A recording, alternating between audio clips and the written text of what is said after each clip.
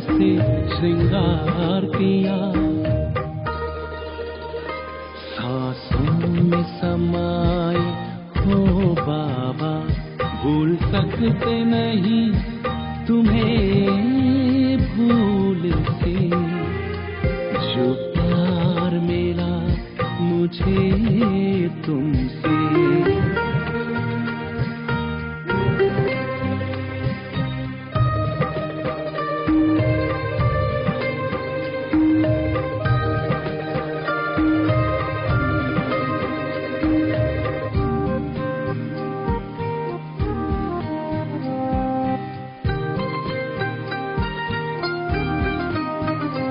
तन है यहाँ मेरा मन है वतन, उड़ता हूँ मैं अब बाबा के संग।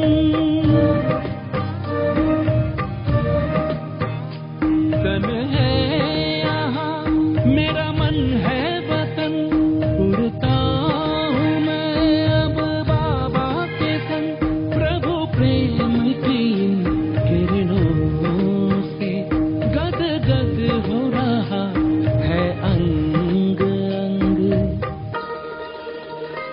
अब पैर ज़मीं पे नहीं रहते, जब छूटा माया के चंगुल से, जो प्यार मिला मुझे तुमसे, वर्णन करूं मैं कैसे मुख से। ये दिल जानता है बाबा, दिखता है जो नैनों के नूर से, जो प्यार मिला मुझे तुमसे।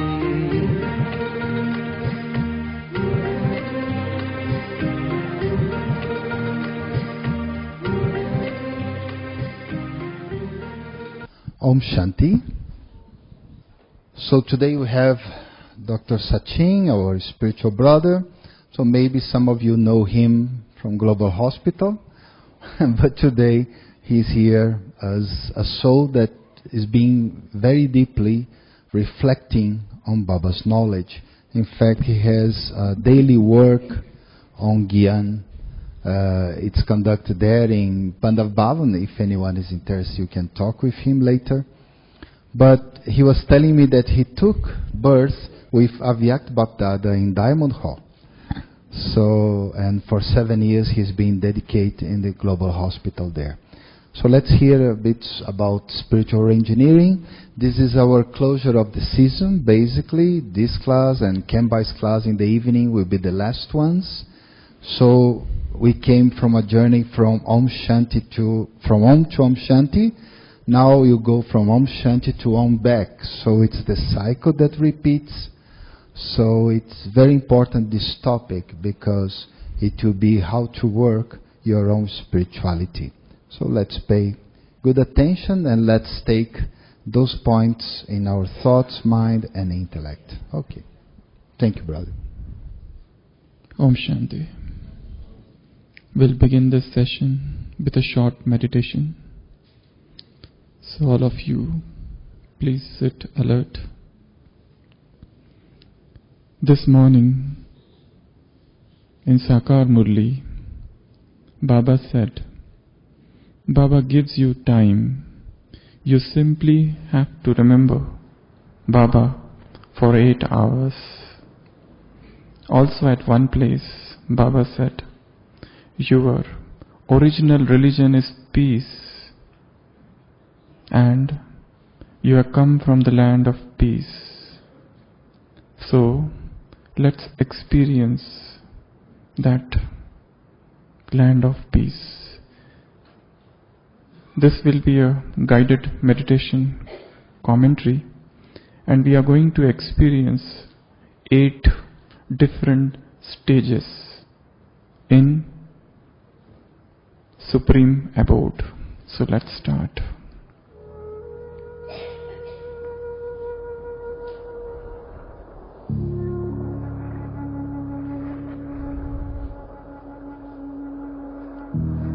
Shining in the middle of the forehead.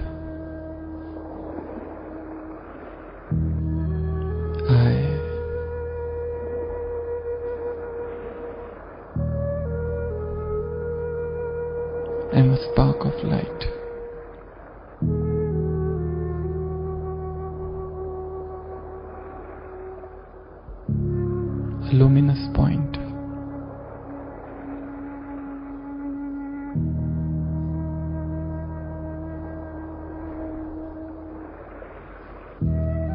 Sitting on the immortal throne,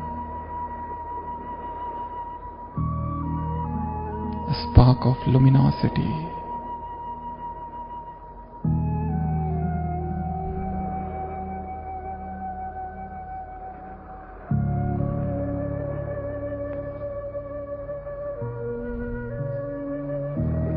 Let me feel myself.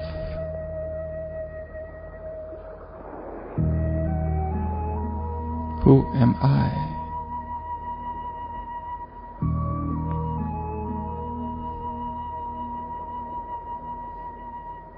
The consciousness of the body is going away. I am feeling myself closely. Eternal point of light.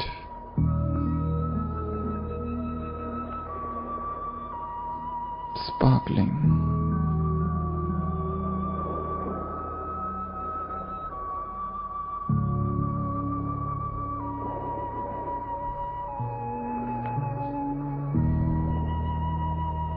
And today, let me go back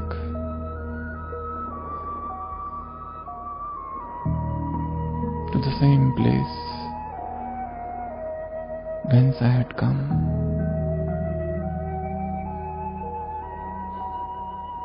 I drop this mortal coil here.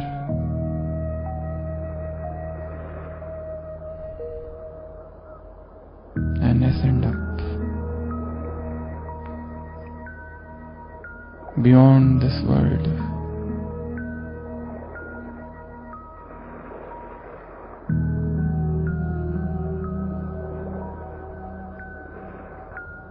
A shining light.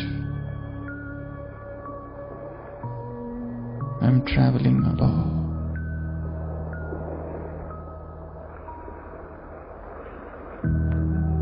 Beyond this firmament. Beyond the five elements.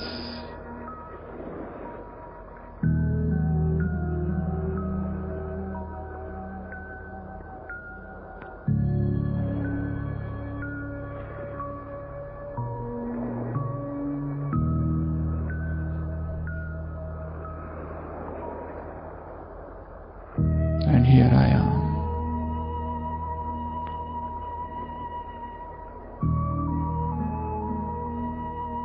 In my sweet silence home.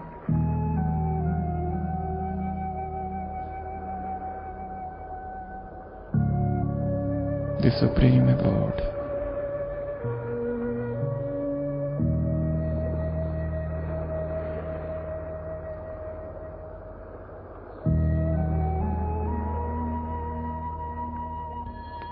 First experience.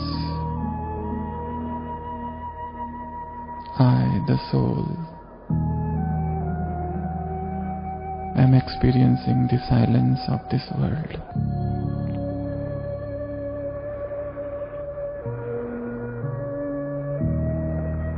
A deep silence.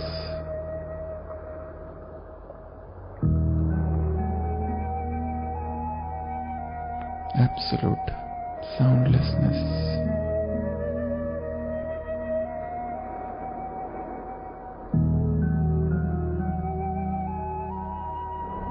Till now, I only knew the silence of that temporal world. But today, let me test this divine silence.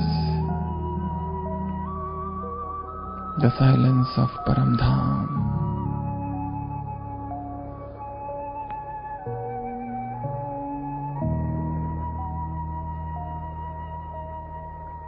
the silence of Nirvana.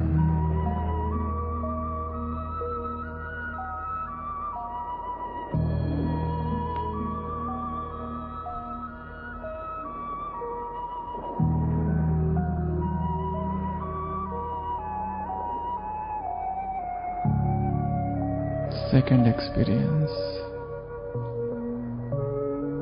I, the soul,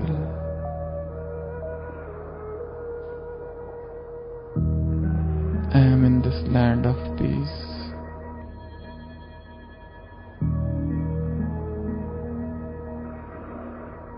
Shantidham.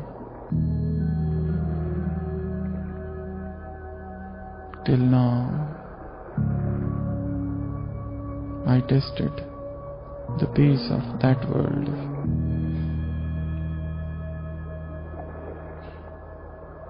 But now,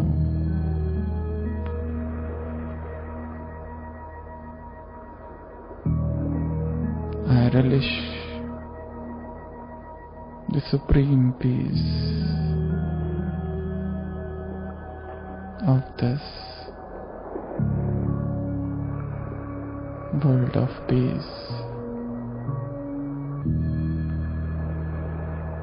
The entire peace of this world is merging in me.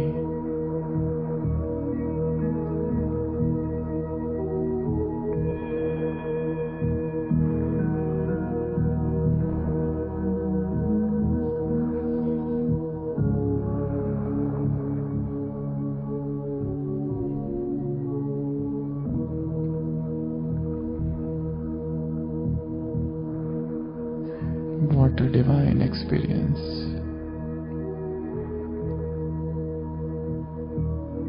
Third experience now.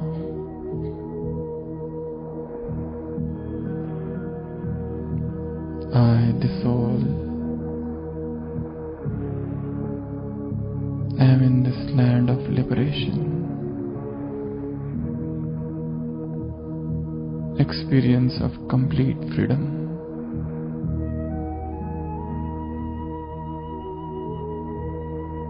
The divine liberty.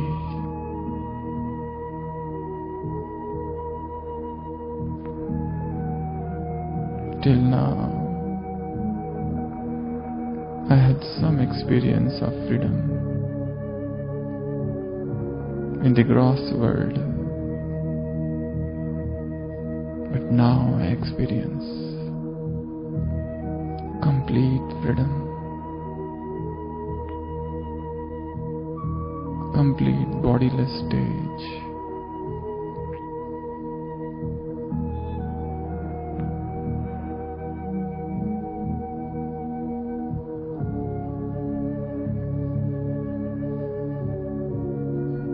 Fourth experience.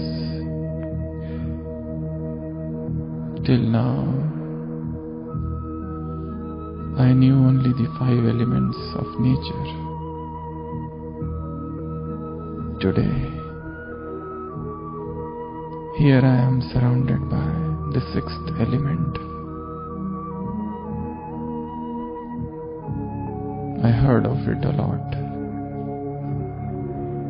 but now I am feeling it. This world of Brahma, this Brahmand, this red expanse of light,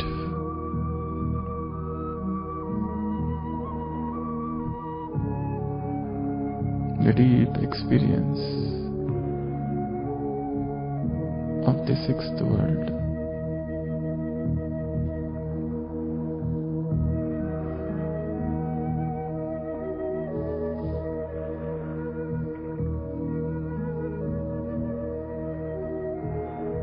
Now the 5th experience. I, the soul, have practiced soul consciousness whilst in the body. Today, I am soul world, and I experience all my divine attributes here.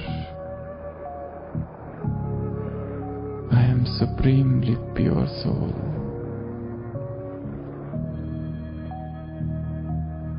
Absolutely blissful.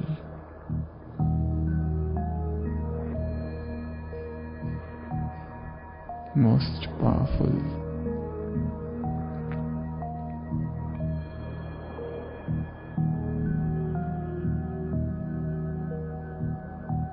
Such ecstasy of love.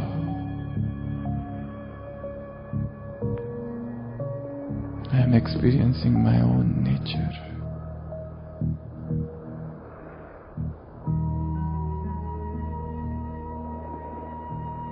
Now the sixth experience. I am in front of Supreme Soul, and all His divine rays are penetrating me. The rain of divine melody,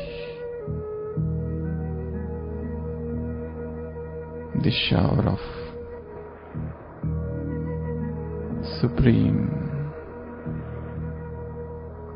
the shower of divine vibrations.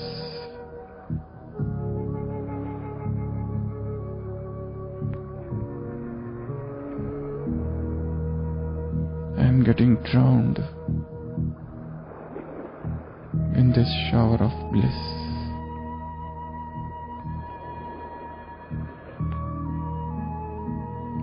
Now the seventh experience.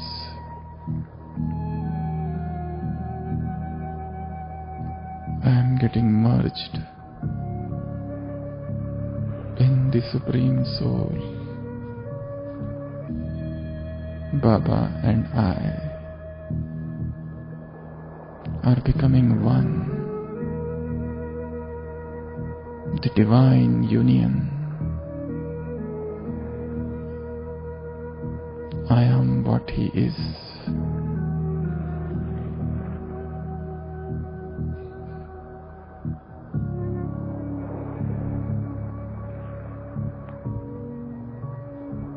And the last experience. From our combined form,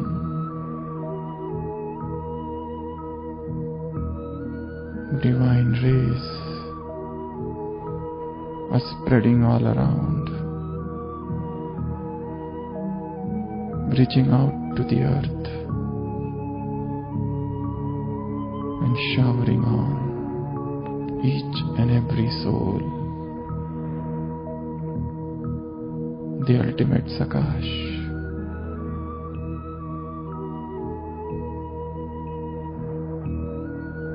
I and my Father are one.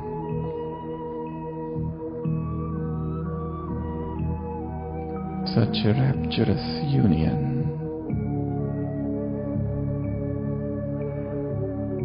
The divine experience of combined form.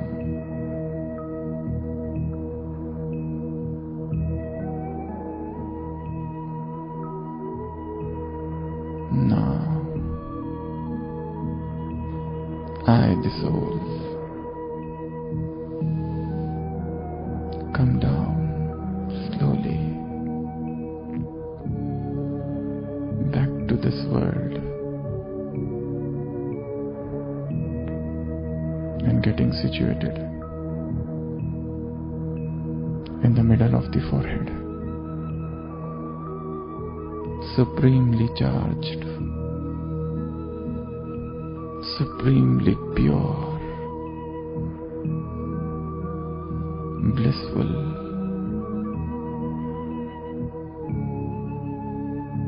Om Shanti.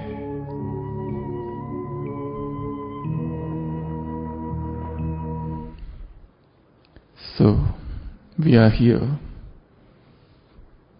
for a very interesting session, spiritual reengineering. I will begin with a very short story. There was once a very old church. That church was almost in ruins, almost on the verge of collapse, absolutely dilapidated. It appeared as if it would fall any time. And because of this, the worshippers, people had stopped coming to that church. The trustees of those church, they consulted many architects. And those architects told, this church is beyond repair. You have to construct a new church.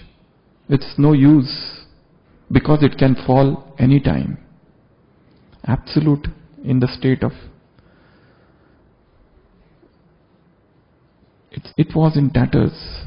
So all the trustees of that church took a meeting. Even the meeting took place outside of the church because that church would fall any time. And certain things were discussed in that meeting, or rather, certain resolutions were passed in that meeting. So all those people sat, all the trustees of that church, and they passed in all 4 resolutions. The first resolution was a new church should be constructed. And everybody agreed to that. The second resolution was, we must destroy the old church.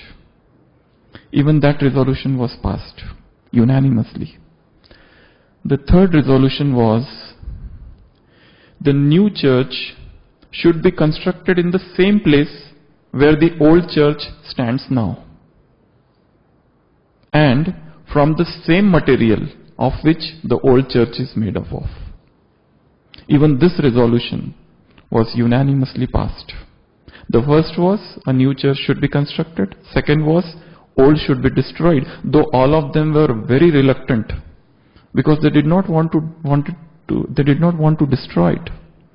But after seeing its present state, somehow they made this resolution, and which was passed. The third was, a new church should be constructed, but in the same place where the old church at present stands, and from the same material.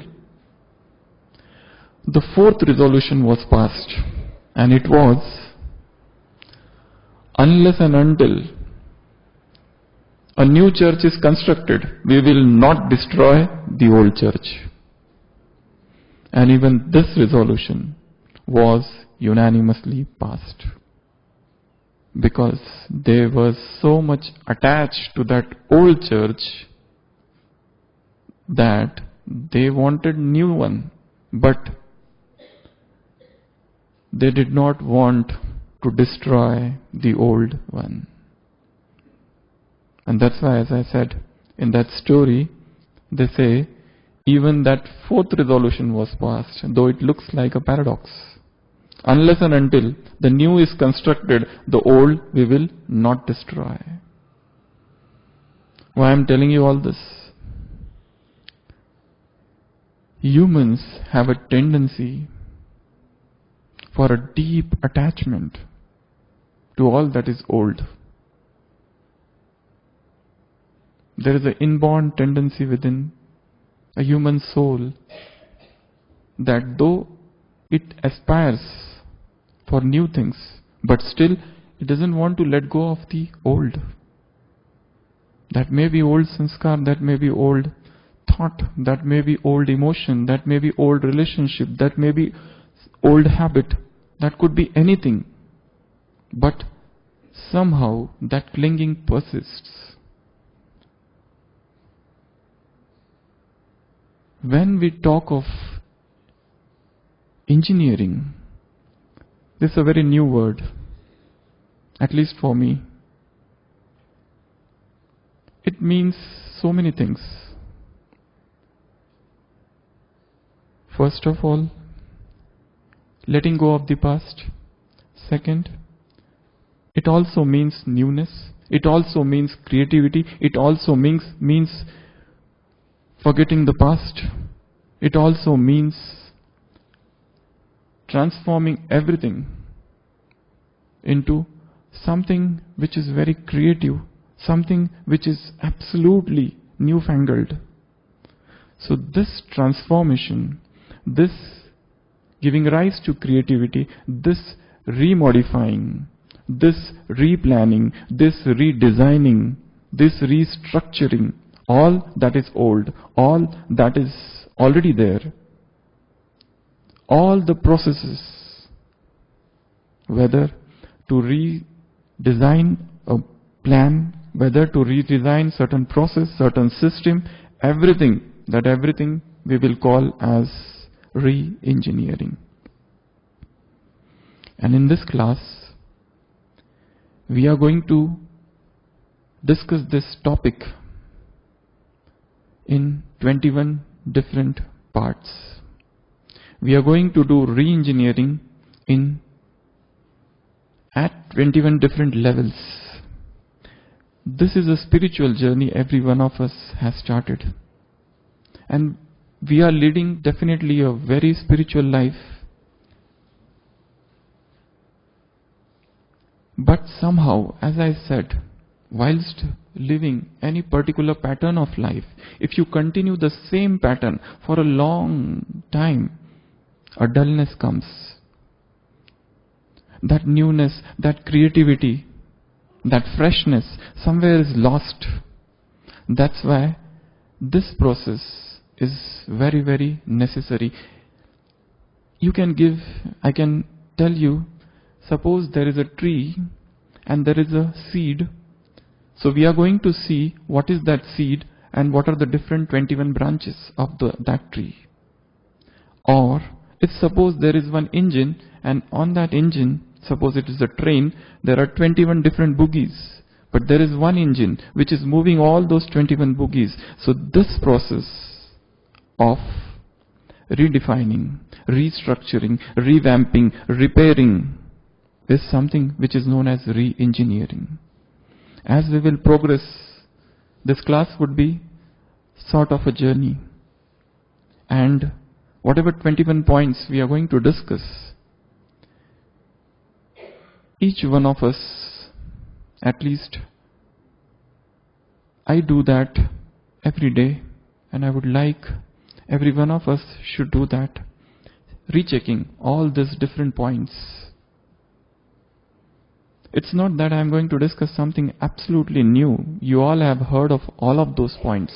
But we are going to understand the same subject in a very different perspective.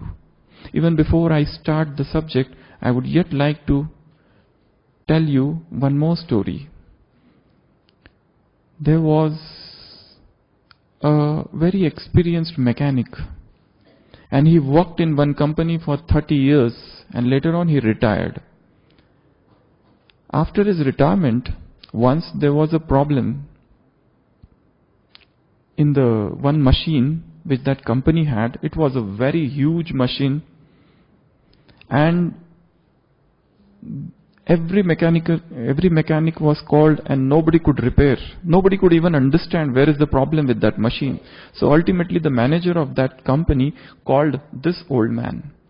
And though he was not very much willing to take this challenge, yet he was requested and he came.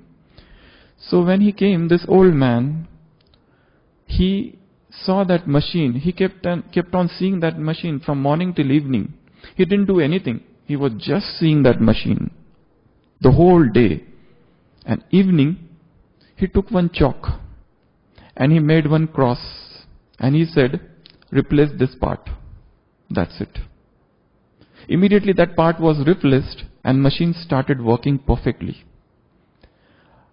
After some days, this mechanic sent a bill of $50,000 to the company. The manager of the company, he wanted an itemized accounting of that amount. How can you charge $50,000 for just making a mark? Actually, he didn't do anything. He just made a mark. So this mechanic sent back the bill. He said, first, for making that cross with a chalk, $1. And for the process, or you can say, where to make that cross, he charged that $49,999 dollars. Where to make that cross, that is the most important thing. If we think this our entire life is like that machine, and which we were leading from so many years, there was one problem somewhere, but we didn't know where was that problem. Baba came and he is a supreme engineer. He just made one cross and he said, replace this. So many people came on this planet Earth. Jesus came, Buddha came, Muhammad came, so many prophets came, so many great men came. They all tried to repair this machine, but nobody could do that. When Baba came, he just made this cross and he said, this is the problem, body consciousness. Replace this part with soul consciousness. So, let's begin this journey. As I said, we are going to discuss in all 21 different points, where we have to bring newness, where we have to bring creativity, where we have to bring transformation. Our journey,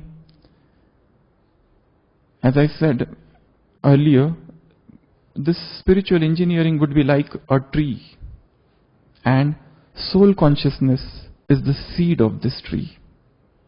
If that soul consciousness comes, everything would come. If the experience of that soul consciousness increases, all the creativity would come on its own. And creativity doesn't mean, reengineering doesn't mean that somebody should become a painter or singer or an artist. It has nothing to do with doing something. Rather, it is a state of being. If suppose somebody paints very nicely, we say this is an art. There is a lot of creativity in that. But then, not everyone is going to become a painter. Not everyone is going to become a singer. Not everyone is going to become a dancer. That's maybe only few can do that. But that doesn't mean that everybody cannot become creative. Creativity can come everywhere in each and every sphere of life. Our walking can be a creativity, our eating can be a creativity, our seeing, our being, our moving around, everything we can turn into something new, something novel, something which we never had before. That experience of something new is reengineering. So, let's begin the journey. The first part, or the first dimension of spiritual engineering, starts with thought, sankalpa. First branch of this tree of spiritual reengineering is thought. What newness we are going to bring at the level of thought, that we need to understand. Because the same thought, all of us, we get up in the morning, we do Amrit Vela, we talk with Baba, we experience bodiless stage, then we listen Murli, we read Murli. This is going on for a long time, and we get many new thoughts from Murli. But still,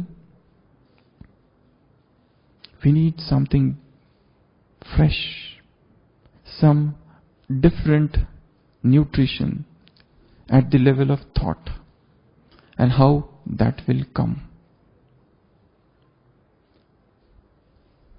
You all know that thought is the seed of everything, whatever we do. As is our thought, so we become. So if we have to understand this process of recreation of thoughts, we need to understand this thought in great detail or in some depth. Our mind operates in two planes, conscious and subconscious. What is visible on the surface is the conscious mind, and what's below the iceberg, below the iceberg which is hidden, that is the subconscious mind. And so many memories and so many thoughts are hidden in that subconscious mind.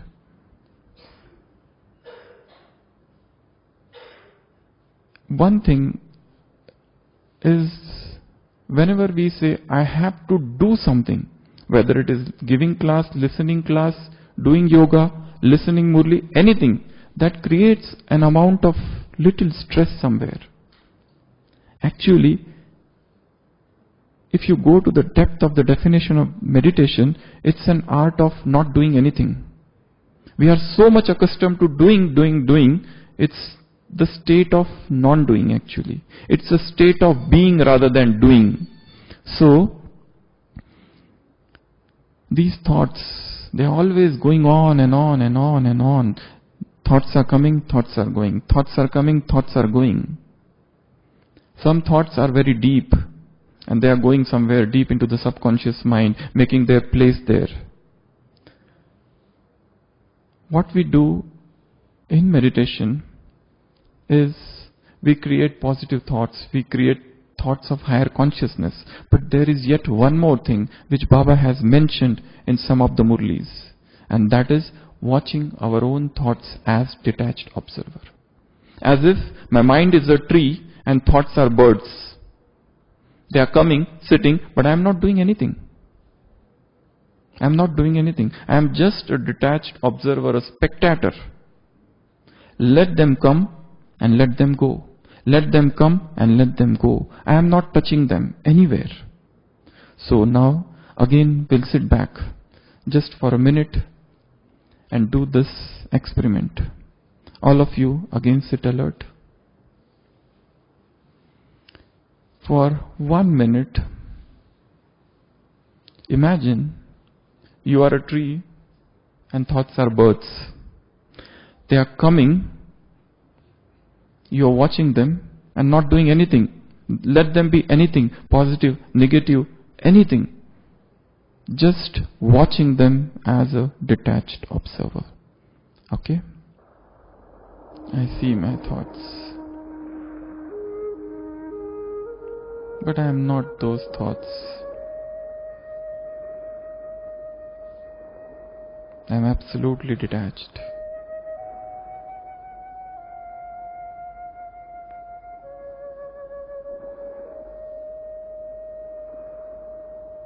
I am not trying to control them.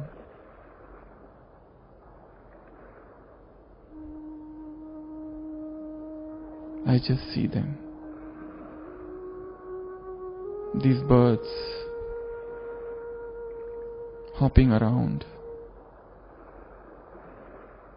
flitting from one branch to another.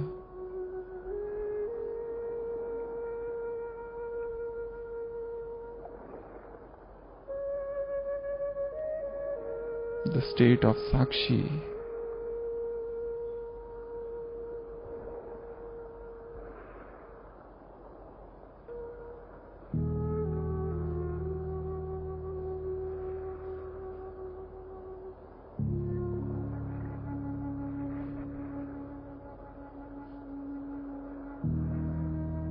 I am not trying to label them. I am just watching.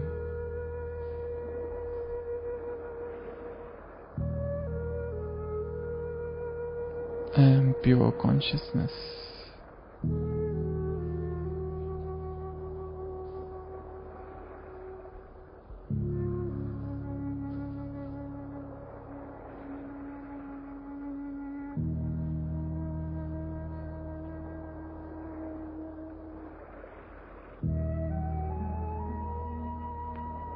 Om Shanti.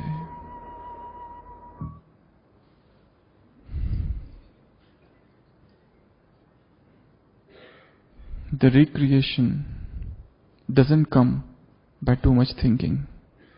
Somebody has said, thinking is the enemy of creativity. It looks paradox. But the greatest of the discoveries, the greatest of the inventions are done in that stage of thoughtlessness. We progress gradually towards that stage where we become so much soul conscious that the number of thoughts which are coming, they become less and less and less and less. We are not even thinking of anything.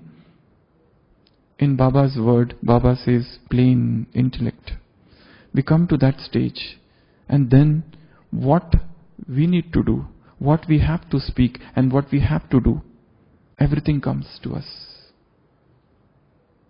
Disciples of Jesus Christ come to him and they ask him what we should do, what we should speak. We don't know how to speak. Please tell us, O Lord. And Jesus tells them, go and stand there. It shall be given unto you at that hour what you have to speak, what you have to do. Just empty your intellect, empty your mind of this rush, this hustle and bustle of thoughts. So every day, for some time, we do yoga. Of course, what I told you just now is not yoga. But this is a practice of detached observership. And this is very much necessary in order to calm the mind. And if you do this practice in the company of nature, you will find your stage suddenly has gone up. In the company of nature. You can do this in a closed room also, but as soon as you go in the company of nature, in that beatific nature, in that moving breeze around those mountains, streams, or waterfall, or ocean, or river, somewhere near these places, suddenly you will find that your mind has become calm. You are not trying to do anything, you are just trying to see it. And you will find suddenly a wave of silence. You will find suddenly a wave of soundlessness. And in that moment lies the eternity. In that moment, you will understand something of Gyan which you never understood before. Today's Murli Baba talked about Gyan and Vigyan. To be soul, to consider oneself as soul is Gyan, but you have to go even beyond Gyan, and that is to remember Him. In between these, the stage is there. To see oneself as detached observer, without doing anything. Just doing, just being rather than doing. It's actually, if you see the entire history of mankind, the entire history of search of man for God is a process of doing. The man has been searching him around. But here, Baba said, you already have it. You don't have to search now. It's here. These thoughts, just calm them down and you realize something new. And that is the real spiritual re-engineering at the level of thought. Second level. Second level is the level of speech. Second re-engineering we have to do at the level of speech.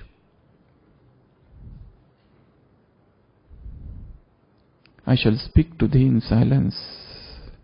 Somebody says. The greatest speech is the speech of silence. If you remember last season's Murli, the first Murli, there was total 7 Murlis. The first Murli was on peace of mind, power of mind, silence of mind and dance of mind. The second Murli was on Baba made a trip to capital. The third Murli was on Baba took us to the first Avyakta meeting, 21st January 1969. The fourth Murli was on Baba said you all have to come in the line of Yogeshwar, Yogi. You all have to become Yogi. The fifth Murli of last season was on you have to create palace of happiness and stay in unlimited. The sixth Murli was on garlands. Different garlands Baba gave. And last Murli, 20th March 2017, was on angels. You have to become an angel. So these were 7 different Murlis of last season. here we are talking about speech. What newness we can bring at the level of speech. We know that how to speak. Speak nicely, speak sweetly, speak being situated in self-respect, give respect to other. Baba says all of these things in Murlis. But as the greatest speech is actually the most simplest one. The greatest speech would be the speech of silence. There is no other speech on this earth which is greater than silence.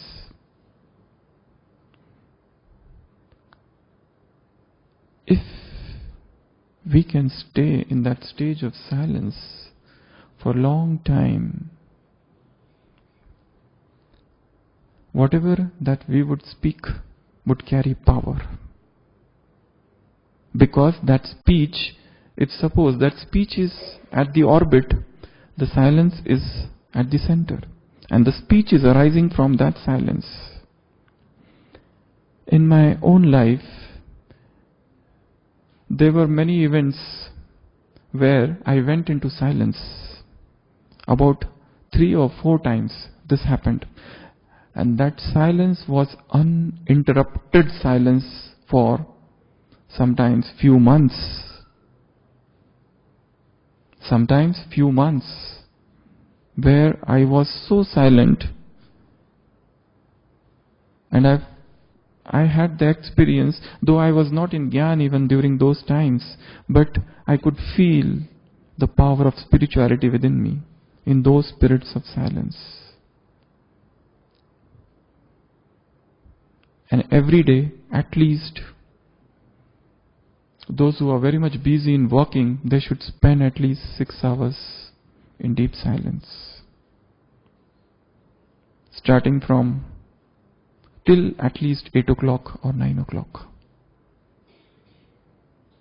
Those who are working, those who have to interact too much with the world, and those who don't have to, they should increase this period of silence.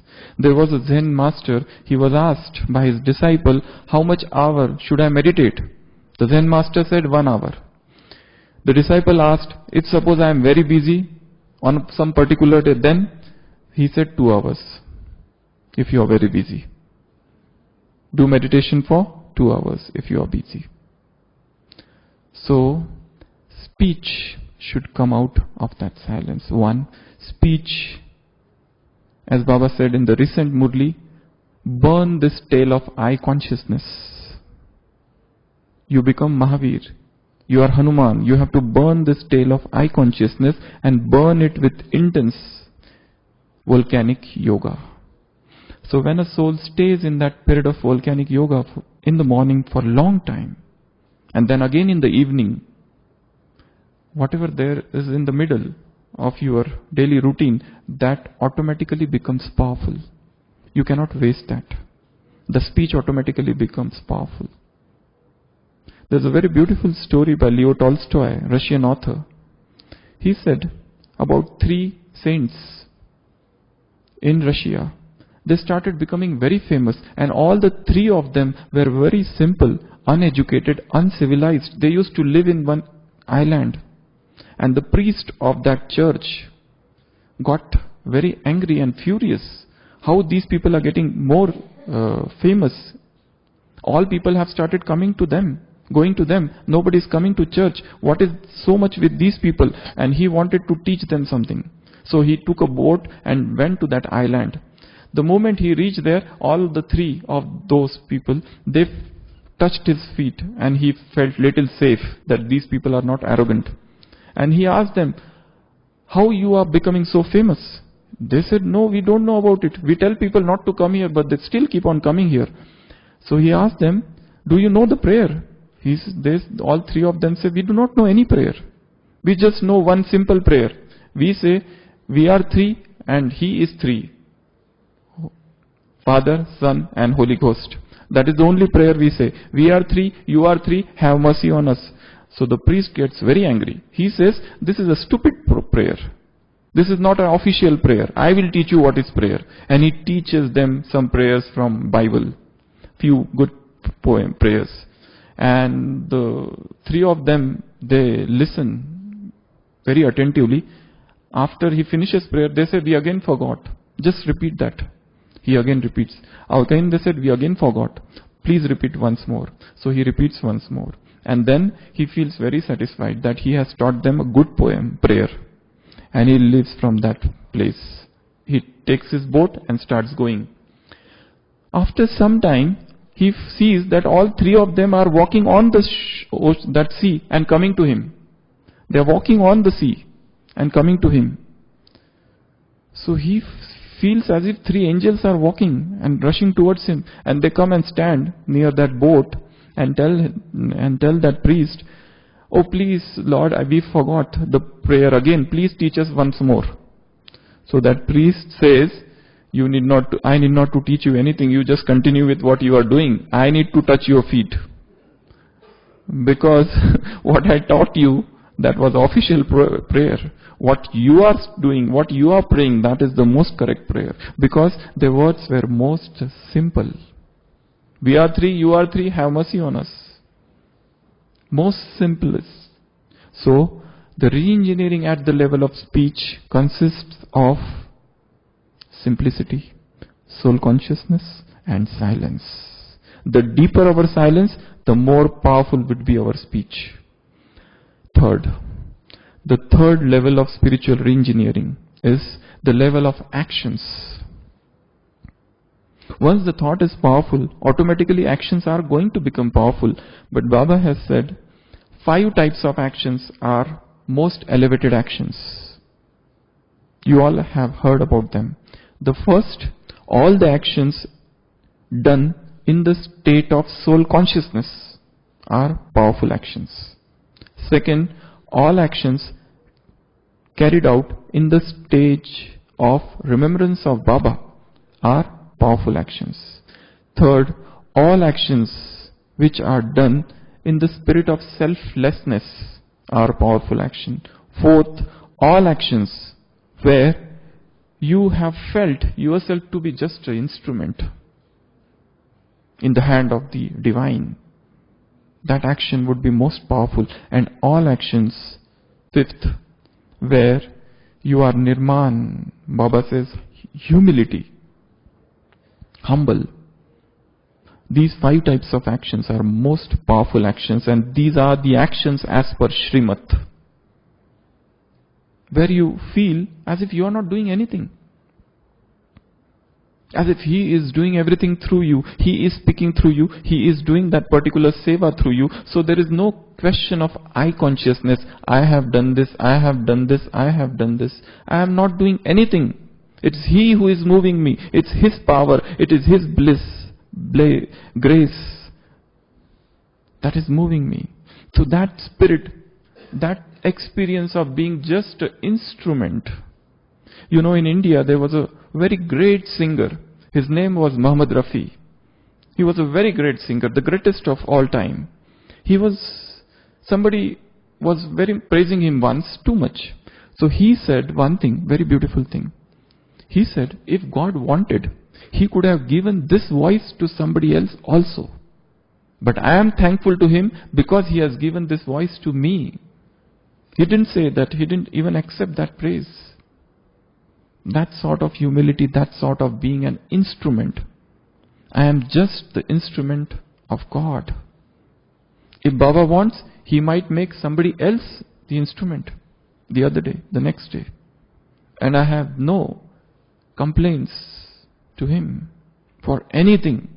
My part, whatever He has given me, I am very much happy and very much satisfied about it.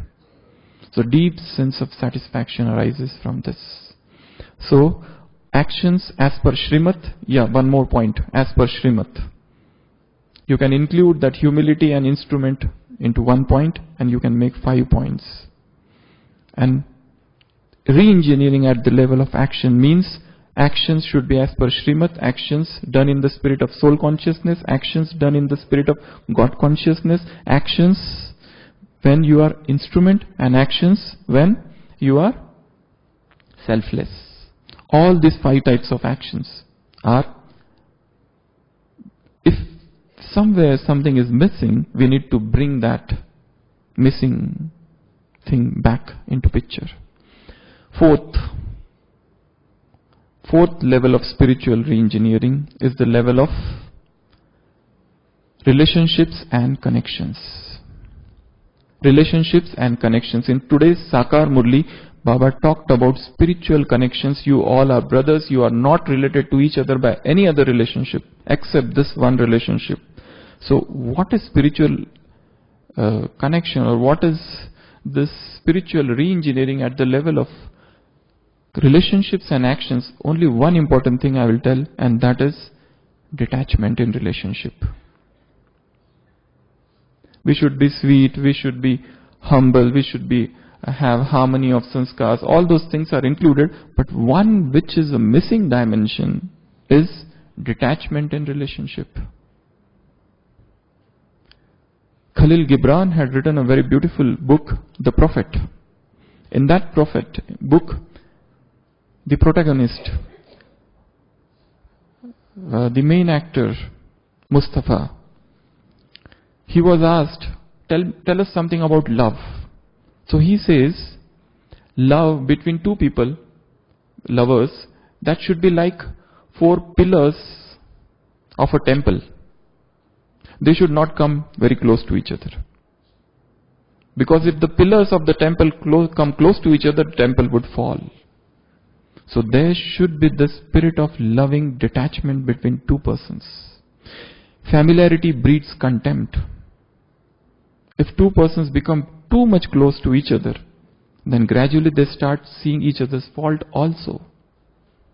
So that is why always keep this detachment between two persons. Because again there is a tendency of human beings to go on one side. Either we get too much detached or we start hating that person. If suppose we do not like particular person's actions, that soul's behavior, we start getting too much detached from that person. So let's check these 4 dimensions: thought, speech, action, relationship. All the conflicts. In today's blessing, Baba has said clouds of conflict in sanskars. Baba has used this word, clouds of conflicts in sanskars. They all arise because somebody tries to encroach that boundary. Let everybody have their own space. Do not encroach into their privacy. Let them breathe. Let us also breathe, and let them also breathe. Whether that relation is between husband and wife, that relation is between brother and sister, at any level, any relationship between two souls, they should be emotionally detached. They should be emotionally independent on each other. They should not be dependent.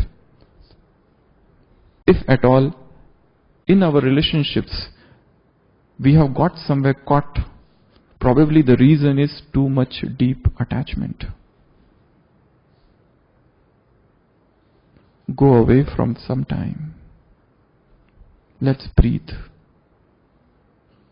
Rabindranath Tagore, that's a very famous name in India. He has written somewhere in his book, the last poem, Shoshir Kobita in Bengali. 2 people are there.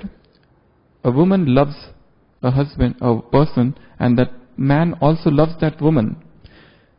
She is from a well-to-do family and he is little poor. They both want to marry each other. But the woman puts one condition. She says, I will marry you only on one condition. After marriage, we will not stay together. He says, what? What sort of nonsense? We will marry and we will not stay together. She says, I will construct a palace for you on another side. There would be a lake in between. We will meet each day, but without any invitation. You will be boating, I will be boating. If we meet accidentally, it's okay. You are coming from that side, I am coming from this side. This will be our marriage. He says, what sort of marriage is this? We will be staying to. If we are not staying together, what sort of marriage is this? She says, this is the only marriage. If you do not want to marry, you may marry somebody, but I will remember you throughout my life. And you are I will keep you only in my heart. So she says, he asks, but why? So she says very beautiful things. She says, I don't want our relationship to become a commonplace thing. I want that this relationship should remain fresh. And for that freshness, this distance is necessary. You are on that side, I am on this side. And in between, lake. So here also, whether we are staying in center, whether we come to Madhuban, anywhere there should be lake in between. That person on that side, we on this side. That lake is Baba. Keep him there. And that is actually the real love. Otherwise, spiritual love has a tendency to deteriorate into sensual love. If you see the history of all the monks and nuns of the world, how they deteriorated just because of this one thing. So, distance. So this is the spiritual reengineering at the level of relationships.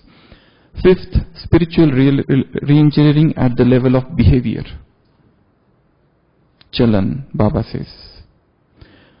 If you go to the recent last Sunday's Murli, 15th January 1983, which was narrated on 8th of October 2017, recently, last Sunday, Baba said, compared Om Shanti Bhavan with Chal. Chal is behavior.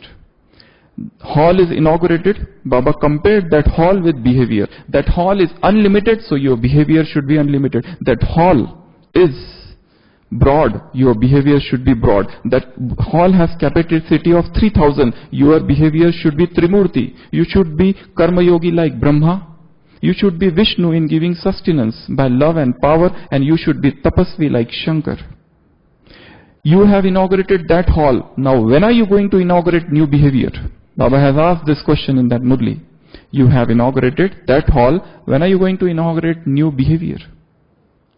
And most important thing in that Murli, where we have to do spiritual engineering, is whenever there is a spoiled task one, whenever there is a spoiled mood, and whenever there is a spoiled sanskar, you give cooperation by your good wishes. This cooperation Baba wants. You are children of bestower of the supreme bestower. So your behavior should be to cooperate. At present, Baba doesn't want gross cooperation, like gross service. Somebody is needed in kitchen or somebody is needed here or there. If one is called 10 come, what cooperation Baba is expecting from us is giving cooperation to other to correct, to help them in their spoilt behavior, spoilt sanskar, spoilt mood. If one of your colleagues is having some hard sanskar, deep-rooted sanskar, which is not going, if you can help that person, that brother, that sister to get rid of that sanskar of hatred or that sanskar of dislike, of that sanskar of sensuality, whatever it may be, this is actually the real cooperation. And for that thing, you yourself should be free from it. So your stage should be very high, then only you can give cooperation. And the real cooperation is to correct that person by giving your good wishes. Help him for this. This will be the real spiritual engineering at the level of behavior. And this is what Baba wants. This is 5. You can make a formula 5 plus 2 plus 2 plus 4 plus 4 plus 4. We have less time, so we'll go ahead. Now I have finished this 5, now plus 2. In Hindi we say tan, man, dhan. Man we already covered, mind, that is thought. Now 2 are there. Tan and dhan. Tan is body. Spiritual engineering at the level of body. What spiritual engineering we will do at the level of body? How we are carrying this body. How healthy we are keeping it, how vibrant we feel, how much that tirelessness we feel, that is reengineering at the level of body. And at this level, the most important thing is food. What we are eating. let's go more towards nature. Let's go more towards natural food. If you divide food into 3 categories, Rajasic, Sattvic and Tamasic, all that food that stimulates you, all that food that leads to excitation, all that food which is too much sweet and too much sour, that is all Rajasic. Yogi's diet, a brahmachari's diet should be, Mahatma Gandhi has written somewhere in his book as well as in the journal Young India in 1910, 6th August. A brahmachari's food should consist of fruits, vegetables, as much spiceless as possible, and if possible, uncooked. The moment we become Brahmin, the greatest attraction that pulls you is food. We call it Brahma Bhojan, but somewhere we are drowned in that, in the taste. And remember Baba's version, Master Almighty Authority is a soul who is controller of taste. The one who has not controlled his taste, that is known as Rasendriya, how he can control Janendriya? You cannot control your sensual organs without controlling the taste. The one who is the master of his taste, one who has risen above all this taste thing, you will achieve a new dimension. That soul consciousness will come to you all of a sudden, which you never had. You are trying hard, you are getting up at 2 o'clock, 3 o'clock, 4 o'clock, doing very good Amrit Vela, churning Murli, doing everything, and in spite of all that, that soul consciousness thing is evading you. The reason is food. The more we go towards nature, the more healthy we become. The more we go in the lap of nature, the more you will feel your body has undergone a spiritual change within. So that is the spiritual engineering at the level of body, means to go more towards natural diet. Next, spiritual engineering at the level of wealth. Wealth includes all the wealth, whether gross or subtle. Subtle wealth we know a lot, knowledge. But there is a growing tendency in Brahmins to rush towards the gross wealth for the purpose of service or whatever. And somewhere, if you study history, Saint Francis of Assisi, in his monastery he had 2 rules. One is celibacy and second was poverty. And that institution, that deteriorated later on because a lot of wealth came into that. Because most of the monks and the followers who came later on, they became greedy. And they start amassing wealth from public. And gradually that deteriorated.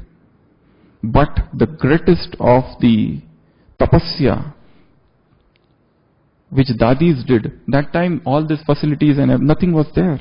But still they did the greatest of tapasya. So somewhere, whatever wealth we have, whether at center, at home or anywhere, we should have the attitude, this is not mine. Today's Murli, remember.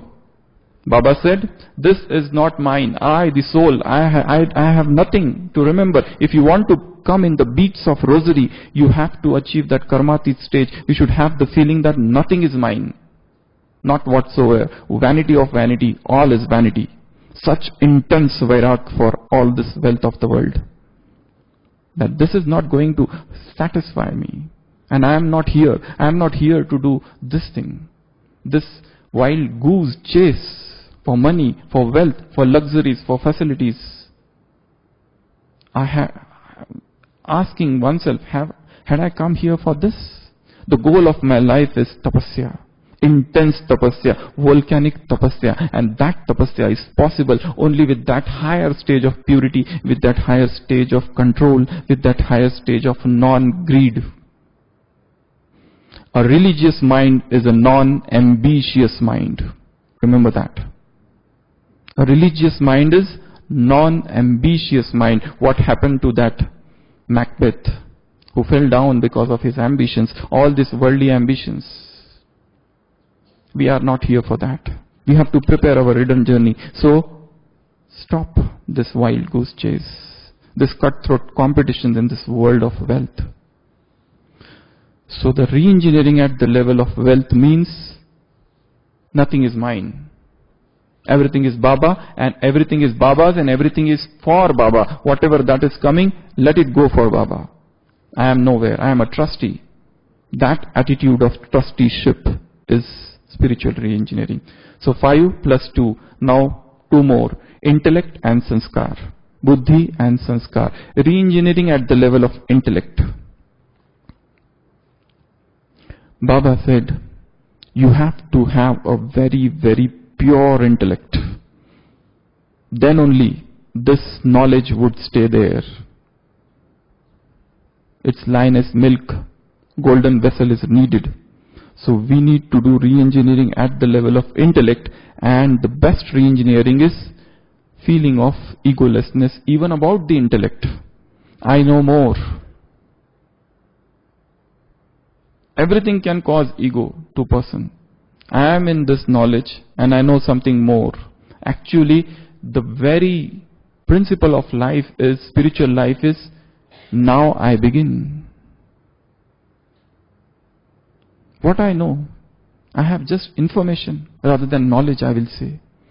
There was a German philosopher, Arthur Schopenhauer. He was a pessimist thinking school advocate. There is an incident in his life.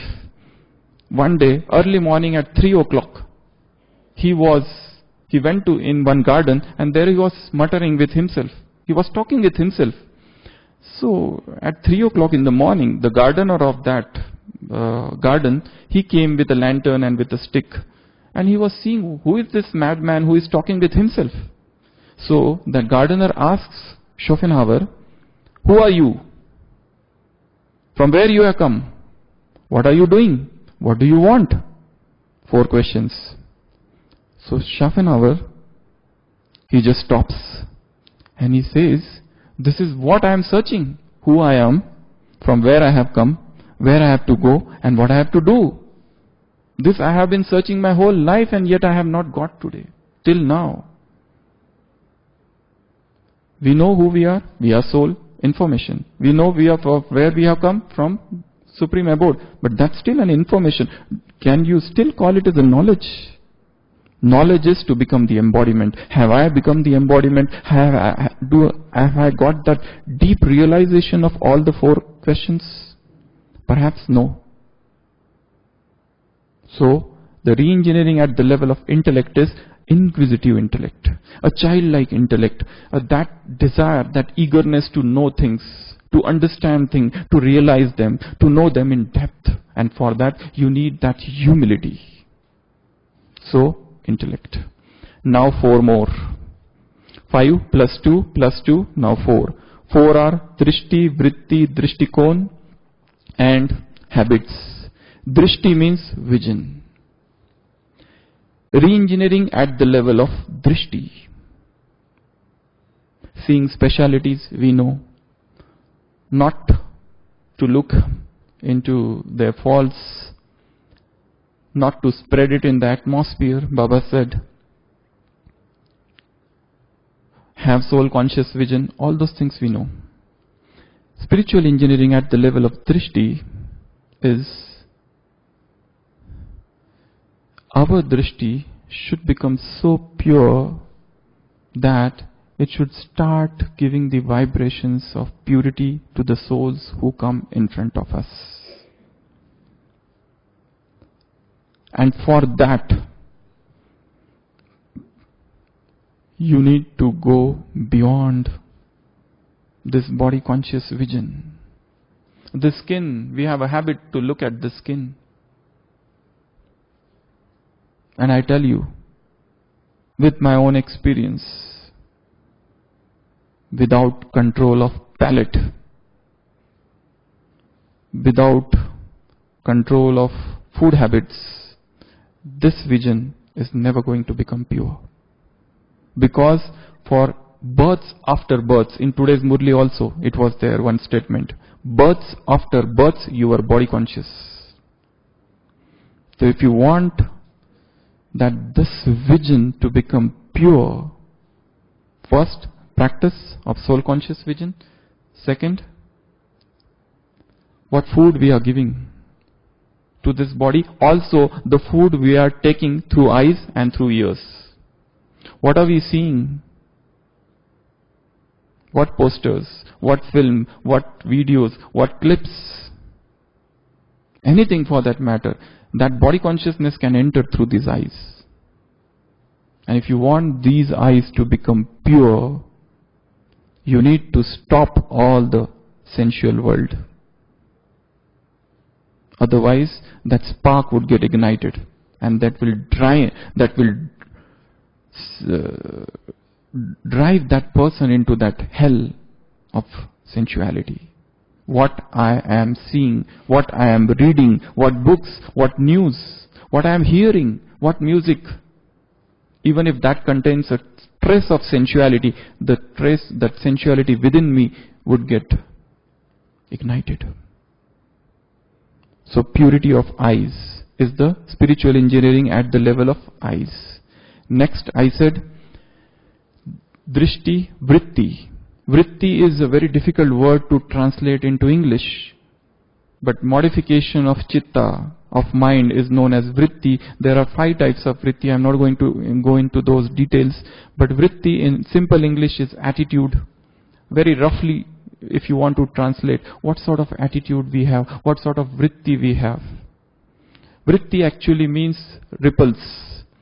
Suppose a stone is thrown, a pebble is thrown, some ripples are created in that lake or pond or ocean. So those ripples are actually modifications of chitta. They are known as vrittis. So whatever thoughts are generated, the same thoughts will turn into vritti. So spiritual engineering at the level of vritti means to make our attitude elevated, to make our attitude of gratitude, to bring a sense of gratitude everywhere in life. It's a very beautiful idea to keep a gratitude journal.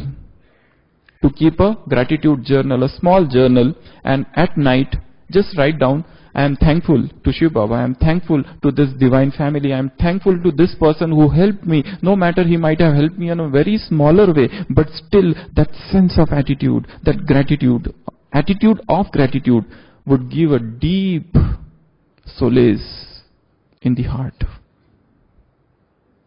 Be thankful to everything, whatever that is there. Thankful to this Gyan Sarovar, thankful to all the Brahmins, thankful to all the Madhuban Nivasis, thankful to Baba, thankful to Dadis, thankful to all our senior sisters, thankful to centers, thankful to the nature, thankful to everything.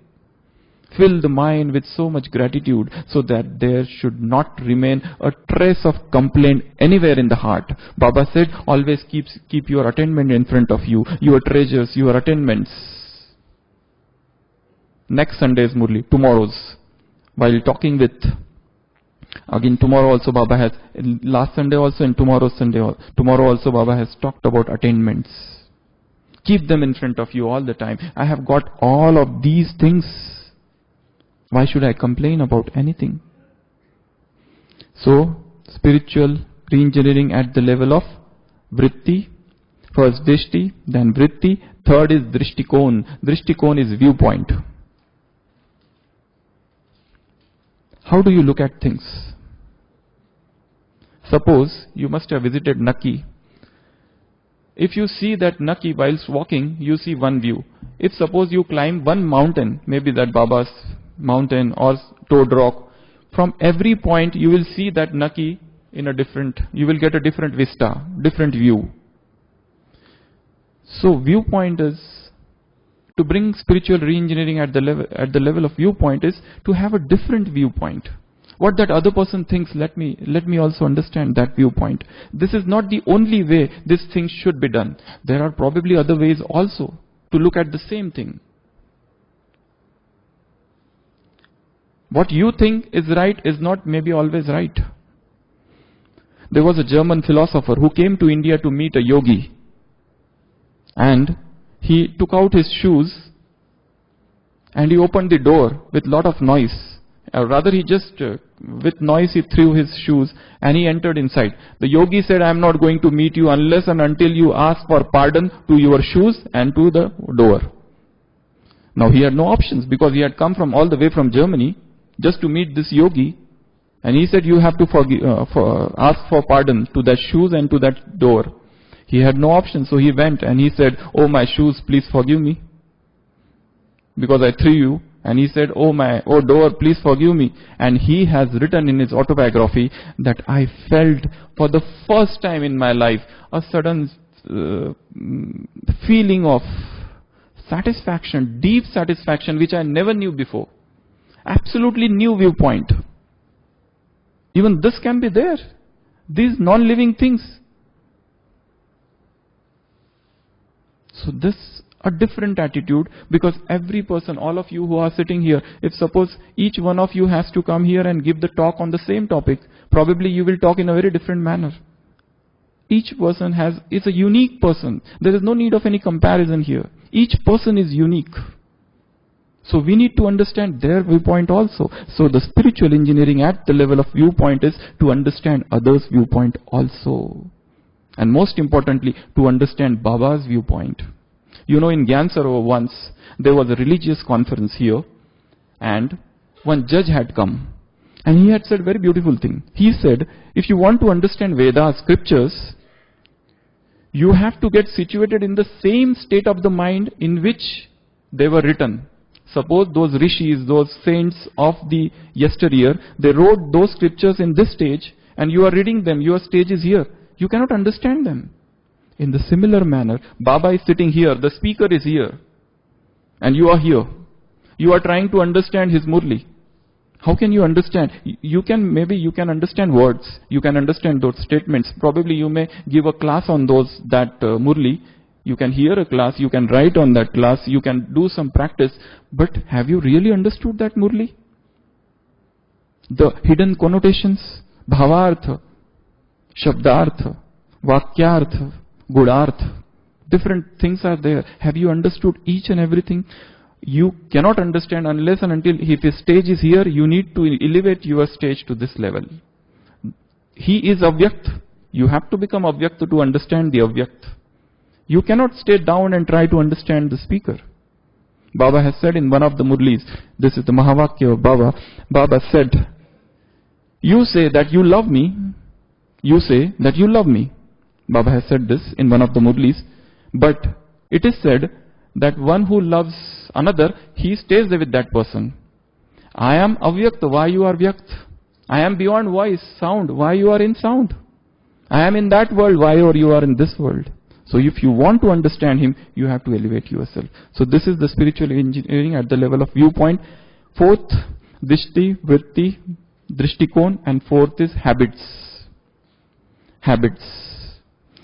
And the spiritual engineering at the level of habit, only two things I will tell you here. One habit which each one of you should have. One you should have, one you should not have. And the one which you should not have is to go off to sleep after Amrit Vela. This is the most dangerous habit. Because this is the time for churning knowledge. This is the time to be in touch with nature. You have to set your lifestyle in such a way that immediately after Amrit Vela, you don't fall off to sleep. Though you get a very good sleep that time, that's another thing. But this is the time for churning knowledge. And second thing, in habits, here in Panda Bhavan we have a small group. In that we have all sat together and they have devised 52 methods of churning Murli. One or two I will tell because time is less. There are different, and we are working on this every week. All the souls are given homework and they churn the Murli with that particular method. One of the methods here is example method. Like one person, he will churn the Murli, whatever examples Baba gave, like as if a plane which is going up and it is crossing on the mountains and sea. In this manner, what are all the examples Baba has given? Example method. Second is this contrast method. What are the different contrasts Baba has given? 10 contrasts from one Sakar Murli. In Bhakti, in Gyan. What is in Bhakti, what is in Gyan? So that is known as contrast method. Sometimes it is like self-checking method. What are the 10 points of self-checking Baba has given? So there are about 52 methods. Now we have even made 55. Few more are added. So these are the different methods of churning Murli. Every day you have to do this. So this is the spiritual engineering at the level of habit. So these 4, Drishti, Vritti, Drishtikon and habit. Now next 4. Listening, eating, touching and writing. These are the senses. Spiritual engineering at the level of listening. What we are listening. And most importantly here, Baba said, listen. In this Sunday's Murli, Baba had said, the recent Murli, recorded Murli which was played in the evening of 8th. Baba said, you are Dayalu Kripalu. You are compassionate, kind and merciful. Here the call of time. Here the call of devotees. Here the sound of mind. These are the 3 things Baba said in this recent Murli which was played. Recorded Murli of 2006. That is 30th November 2006 Murli. So Baba said this, try to listen call of devotees. Try to listen the call of what nature is saying, what time is saying, what God is saying, what your own conscience is saying. Listen those subtle calls. And for that again you need to have a very subtle stage of mind. Then only you can listen all this. Listen also what nature is saying to you. That's why I said this early morning time from 4:45 till 6 o'clock. This is the time you need to go in the company of nature. Listen the chirping of the birds. Listen the waterfall. Listen the stream, the river, the mountains, that silence, that immaculate purity, that time, the vibrations in the atmosphere, the beautiful sceneries and the oceans. Just listen to all of them. That is the spiritual engineering at the level of listening. Second, eating. What I am eating? If it is generating excitement, if it is generating sloth, laziness, probably that is a tamasic food. If it is generating fatigue, probably that's not the food I am made for. The more your subtle stage, the more subtle would be your food. Gradually, you will develop a propensity to go towards natural. So, spiritual engineering at the level of eating. Those who want, they can discuss this topic later on with me. Next, engineering at the level of hearing, eating, touching. What is my touch? Is it some traces of sensuality in that touch? Let me make my touch as pure as possible. Let me make my touch as healing as possible. There should be a healing touch in our touch. There should be a person should feel that somebody who is my own, that sense of belongingness in that touch. That will be the real spiritual engineering at the level of touch. And then spiritual engineering at the level of writing. What messages I am sending, what SMS, what email. Are they really as per Srimat, or just sending happy Thursday Sadguruvar for no reasons, just they are sending it and sending on and on and on and on. There is no end to that. Where my energy is going, just in sending, writing, whatever I write, that should be encouraging for that soul. It should not make that soul stage fall. Next, tomorrow's Murli, Baba has talked with those who are from media. Tomorrow's Murli, Kalamdhari. Those who are writing with pen, Baba said, I am giving them Kamal, lotus, to those media persons.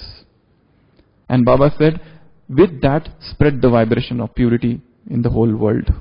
So, at the level of writing, my writing should be creative, my writing should encouraging others, my writing should not have traces of sensuality, my writing should not be waste, my writing should not be negative, my writing should not carry something which is against Srimad.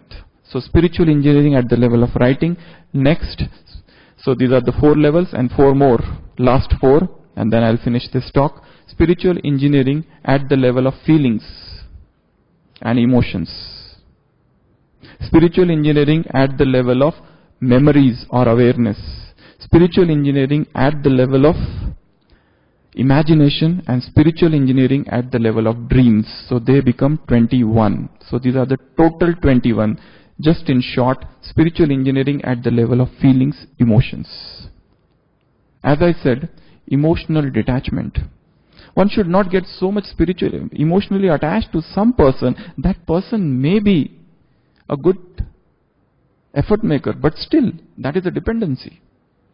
Suppose you depend on somebody for some churning, but still that is a dependency. We want to remain independent as possible.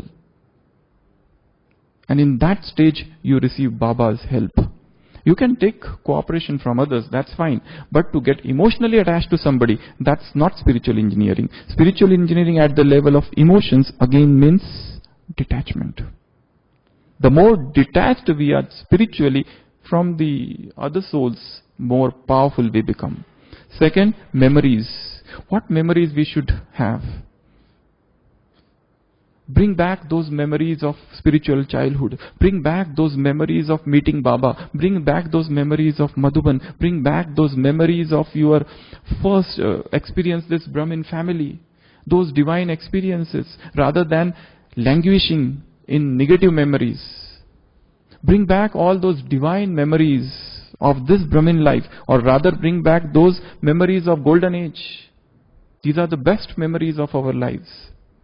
So spiritual engineering means to linger on these memories for a long time, to stay, to bring back, to revive those memories. Next, spiritual engineering at the level of imagination, visualization. What I am visualizing, what I am seeing, what I am, the greatest addiction in this today's world, in youth, is sensual fantasies. A person sits and imagines. Just imagination, uncontrolled, unbridled imagination. And then he starts doing that. All sensuality arises from that imagination. So making our imagination pure, divine, using it for Sakash service, using it for emerging soul, using it for seeing our own perfect form, all those things with imagination. And last, but not the least, dream.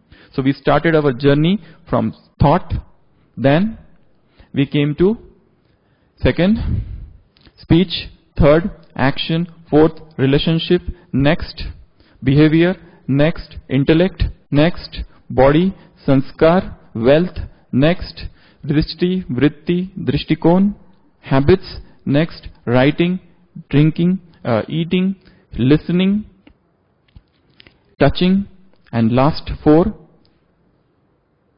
imagination, memories, and dreams and feelings. In the dream, at the end, when everything, all 20 are okay, dreams will automatically become okay.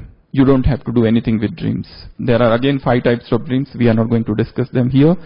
So, let's do a 2 minutes meditation, and we will end this session.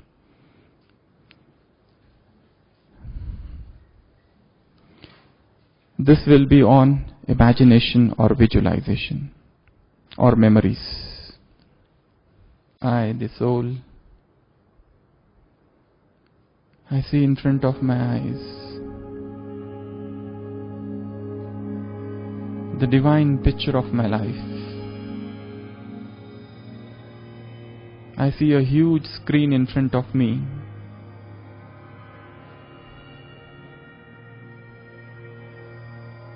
I see how Baba picked me up from this world. I see how Baba made me his own.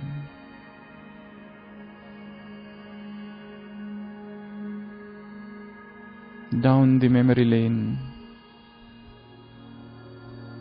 I visualize my spiritual childhood. What days were they? What joy! What beauty!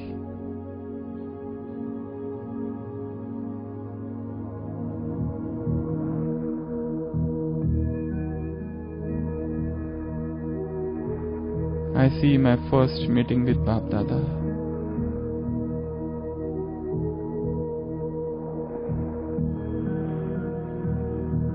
I see that huge divine family. This Brahmin family.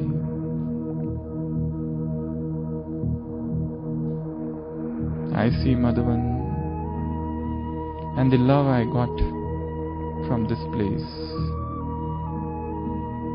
I am thankful to everyone. I see my center, all the instrument souls who are giving me sustenance.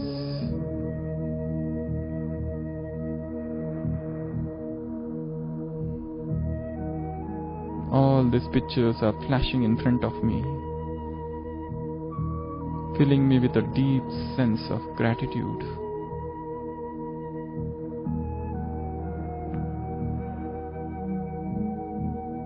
A life of achievement, imperishable treasure.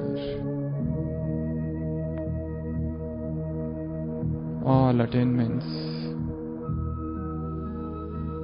My heart is full, and I thank Baba. I thank all Dadis. I thank Madhavan. I thank Madhavan Nivasis. I thank everyone whom I met. I am thankful for this blessedness of life, this divine life. Om Shanti.